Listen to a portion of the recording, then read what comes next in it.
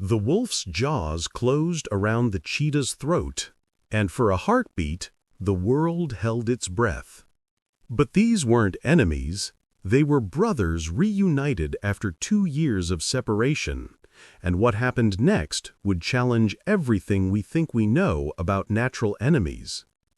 It started in the most unlikely place, a wildlife rehabilitation center in Namibia, where a 3-month-old wolf pup named Dakota and an abandoned cheetah cub called Blaze were brought in on the same rain-soaked night.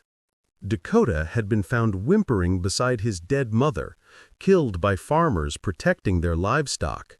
Blaze had been discovered alone in the grasslands, his mother nowhere to be found, too young to survive on his own.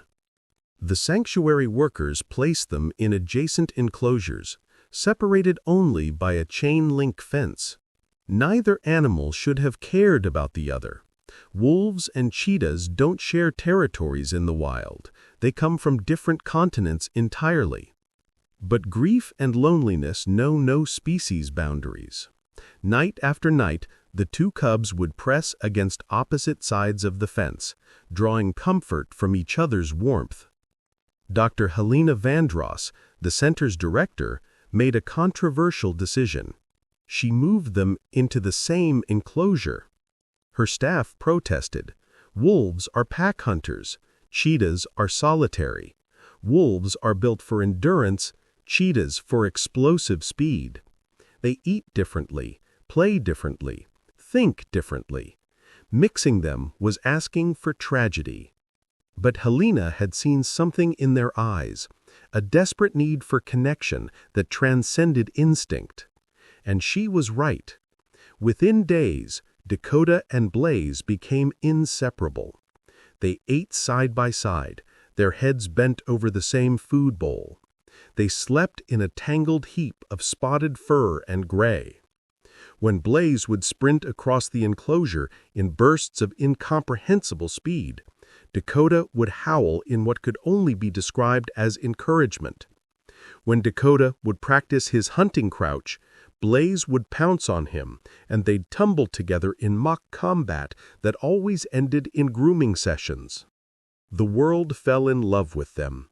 Videos of the unlikely pair went viral, Dakota trying to match Blaze's speed and failing hilariously, Blaze attempting to howl along with Dakota's calls, producing sounds that were neither roar nor howl, but something completely new. They became the face of the rehabilitation center, symbols of unexpected friendship.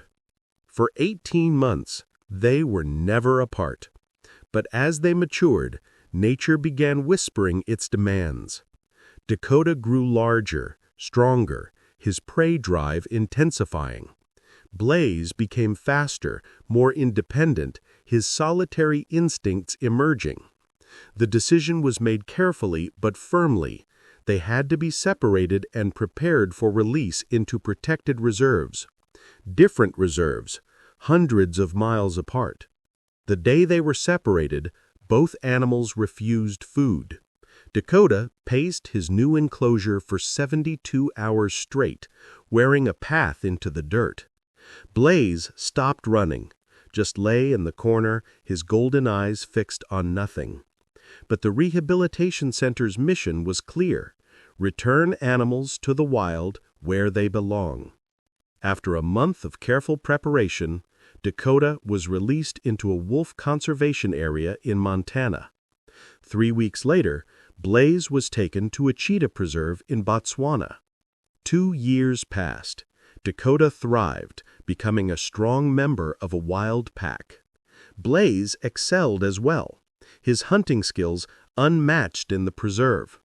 The staff at both facilities sent updates to Helena, who kept their files on her desk, sometimes wondering if she'd made the right choice separating them. Then disaster struck. A massive wildfire tore through the Montana Reserve. Dozens of animals had to be evacuated, including Dakota's entire pack. The temporary relocation site? A large, multi-species sanctuary in South Africa that housed various rescued animals, including several cheetahs recently transferred from Botswana's overcrowded preserve. Blaze was among them. No one made the connection. Why would they? 2 years had passed. These were different animals now, shaped by wild living, driven by instinct, no longer the cubs who'd shared everything.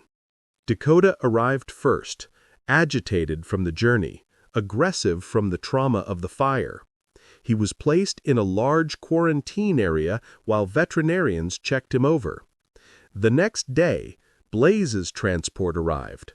The staff, unaware of any connection, walked him past Dakota's enclosure on the way to his own. What happened next brought the entire sanctuary to a standstill.